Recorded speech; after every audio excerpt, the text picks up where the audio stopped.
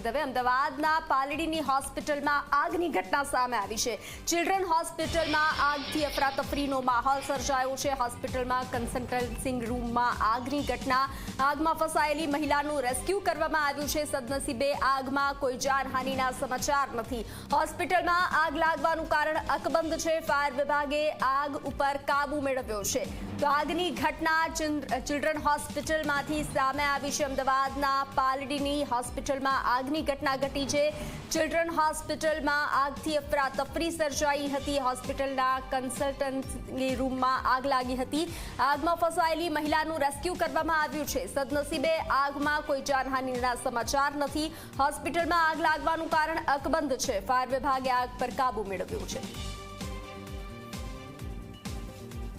અમદાવાદના પાલડી વિસ્તારમાં આવેલા આશીર્વાદ કોમ્પ્લેક્સની વૃંદાવન ચિલ્ડ્રન હોસ્પિટલની અંદર આગ લાગવાનો બનાવ સામે આવ્યો છે। આપ જે દ્રશ્ય જોઈ રહ્યા છો અત્યારે આ વૃંદાવન ચિલ્ડ્રન હોસ્પિટલ જે આવેલી છે તેના દ્રશ્યો છે।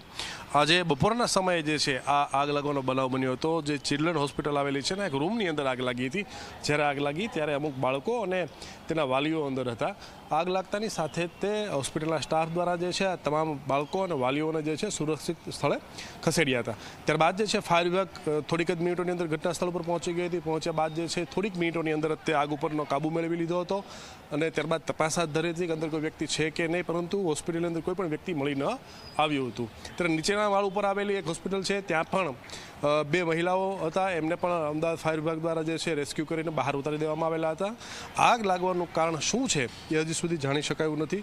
ત્યારે મહત્વની વસ્તુ જે છે આ બિલ્ડિંગ જોતા એવું ખ્યાલ સામે આવી રહ્યું છે કે જે આશીર્વાદ કોમ્પ્લેક્સ કે બિલ્ડિંગ જે છે તેની અંદર હોસ્પિટલમાં જવાનો રસ્તો પણ એક છે અને ઉતરવાનો પણ રસ્તો એક જ છે। એટલે કહી શકાય કે ઇમરજન્સી જે એક્ઝિટ હોવું જોઈએ એ અત્યારે ક્યાંય નજરે નથી પડી રહ્યું। સાથે તે બિલ્ડિંગની ફાયર સિસ્ટમ જે છે એ ચાલુ હતી કે ન હતી તેને લઈને પણ સવાલો ઊભા થઈ રહ્યા છે।